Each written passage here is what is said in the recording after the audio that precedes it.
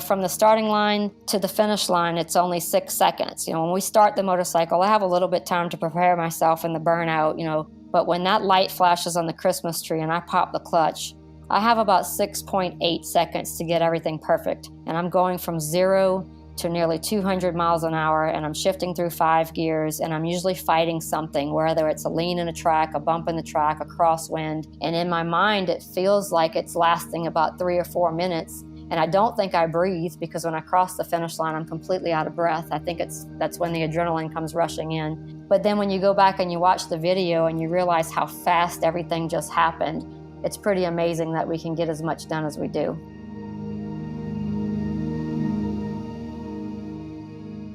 My name is Angelle Sampey. I'm the rider of the Harley-Davidson FXDR. I'm a 3-time world champion in the National Hot Rod Association.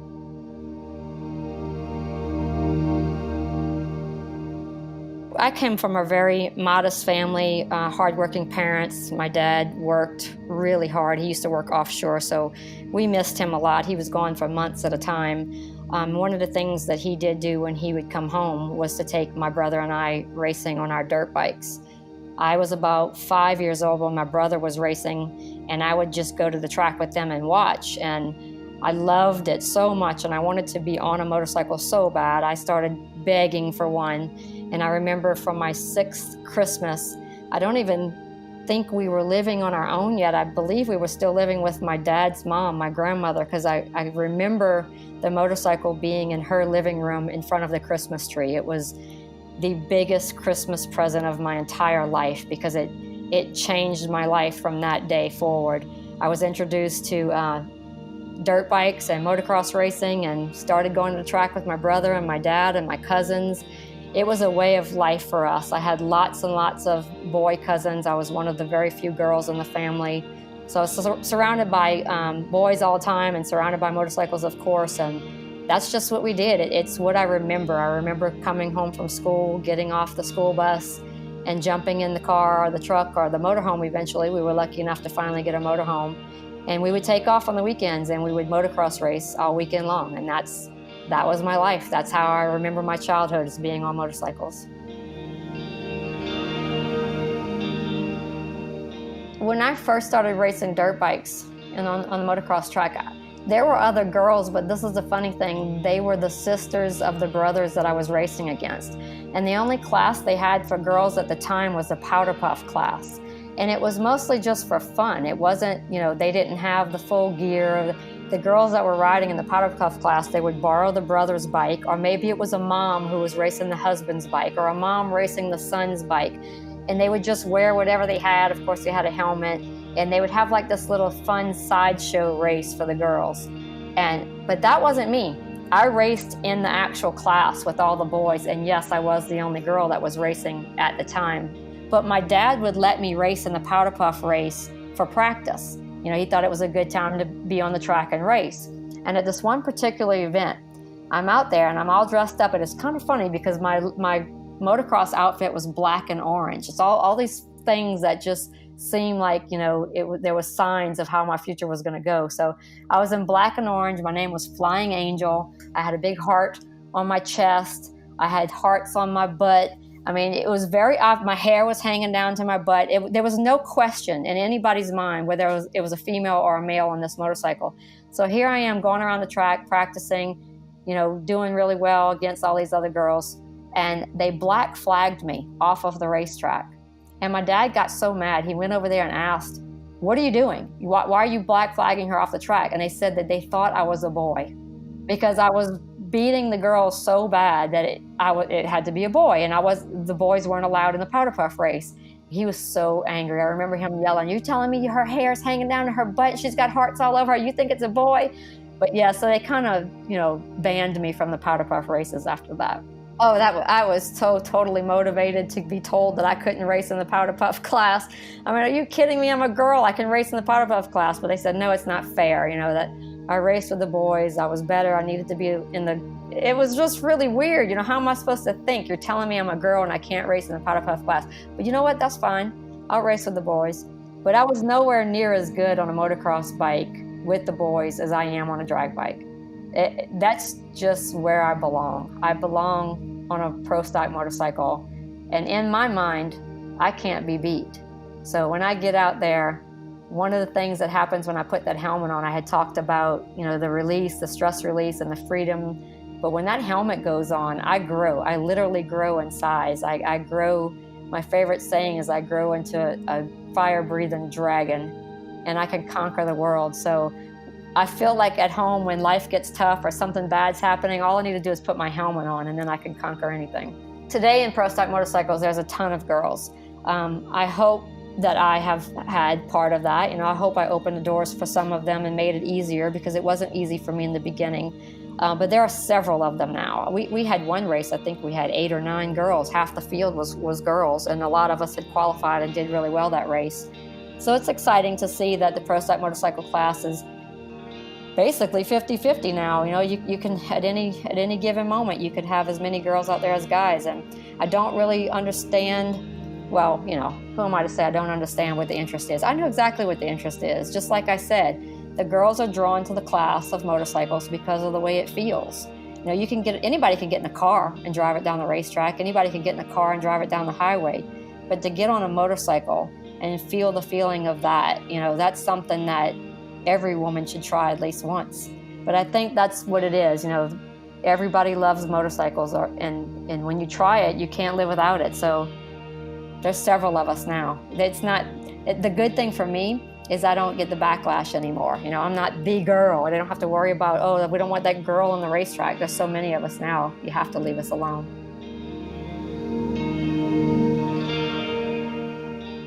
My very first introduction into drag racing was actually when I was a child racing dirt bikes. There was a track that we would compete at that had a dirt drag track next door to it. They also had a flat track, a dirt flat track. And for fun, when we weren't racing on the motocross track, they would let us go next door and do some dirt drags and some flat track racing. I actually experienced both of them at about 7 or 8 years old. And I remember my mom would make jokes about how terrible I was at motocross racing, but how fantastic I was out of I would always get the whole shot when we would start the race. I was the first one to the turn every time. And then I was the one that would always beg to go next door to the dirt drag track and practice and play. So my mom had made a comment one time when I was a little bitty kid that she thought I would be a drag racer when I got older. And I know she was just kidding, because I know it wasn't anything she actually wanted, but it's just kind of funny how it turned out that it's what I did with my career. I don't have a reason why I ride. I think I'm addicted to it. It's not something that I do, like I have a reason why I want to get on a motorcycle and ride. I do not see my life without that. I cannot imagine not being around a motorcycle, not being on a motorcycle. It's just who I am. It was instilled in me from the day I was born. I don't really know where it comes from. My mom makes jokes about it. She said when she was 3 months pregnant for me, she was riding a dirt bike in the sugarcane fields here in Louisiana, and she fell off. She did not know she was pregnant for me at the time. She found out right after that I was in her belly. And we think that something happened to my brain when she was on a bike and fell, because it is a strong addiction. I can hear a motorcycle 5 miles away. I hear it coming. I stop what I'm doing. If I'm talking, I shut up and I listen. I am addicted to motorcycles. I love to ride. I don't do it because I need a reason to. I do it because I need it to live.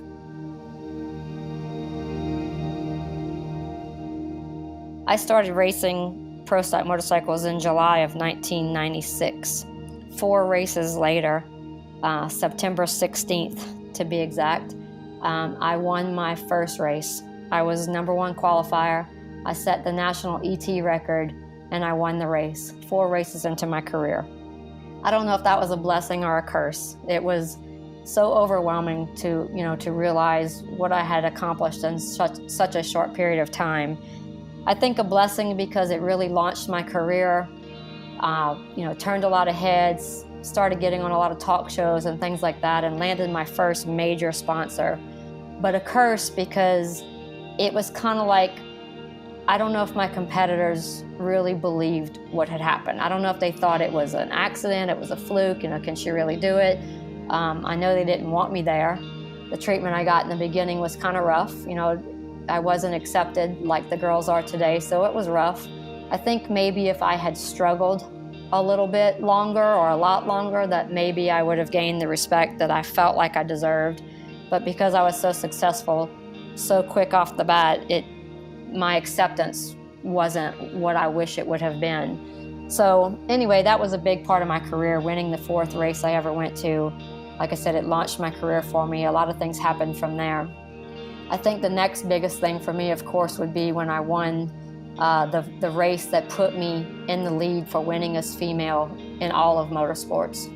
I surpassed Shirley Muldowney, which has always been an idol of mine. I absolutely love her. She opened the door for all of us, and she took most of the beating, you know, when she was the first female out there knocking doors down. But so to surpass her was truly amazing. I was a little bit intimidated by the title, though. You know, winningest female, I really didn't like it, to tell you the truth. I wanted to be the winningest. I wasn't crazy about being the winningest girl. So I set my goal to win the most races out of any person, man or woman. Never did get there. Still working on that. Thanks to my teammate Andrew Hines, who's making it so tough. And then there's one other moment that tops them all, and I would give everything in my career away just to keep this one moment. All 42 wins, all 3 championships, to keep the moment that I won my first race as a mom. And that was in 2016 in Englishtown, New Jersey, when my little girl, Ava Jane, was at home watching. I returned to racing for her. I had retired in 2010, and I came back in 2014 as a favor for a team that needed me. And the only reason I agreed to come back was because I wanted to prove to my daughter that anything is possible. So I set out. I had a whole new goal, a whole new dream, and that was to show Ava what she could do if she just set her mind to it and worked hard. And I struggled really bad when I first returned and wasn't winning, wasn't qualifying well. And so to get that first win for her, and she owns the trophy, she owns the Wally. It sits in her room under a sign that says, "Dreams only work if you do."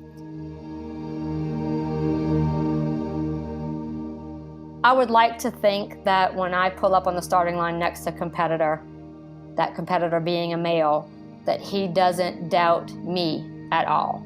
And I don't think they do, because of who I am or what I ride or what team I'm on. I don't think they doubt my capabilities.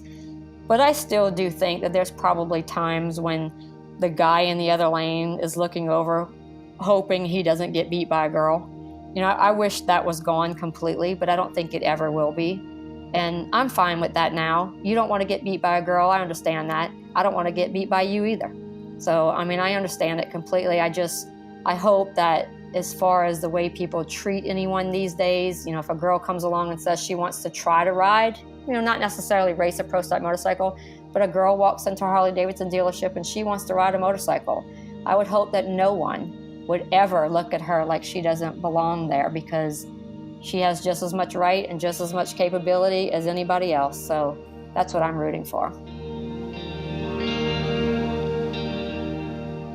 Oh, wow. When I became a mother, everything changed. Everything changed in my personal life, and it definitely changed in my professional life.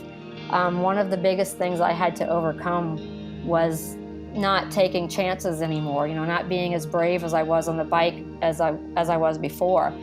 Crosswinds, you know, I always talk about crosswinds. When it's time to leave the starting line and there's a 20-mile-an-hour crosswind, that's a scary thing. And in the past, I was so brave, and it didn't matter. If the bike was going to the wall, I'm hanging off of it completely. I'm going to do whatever it takes to get to the finish line and win the race.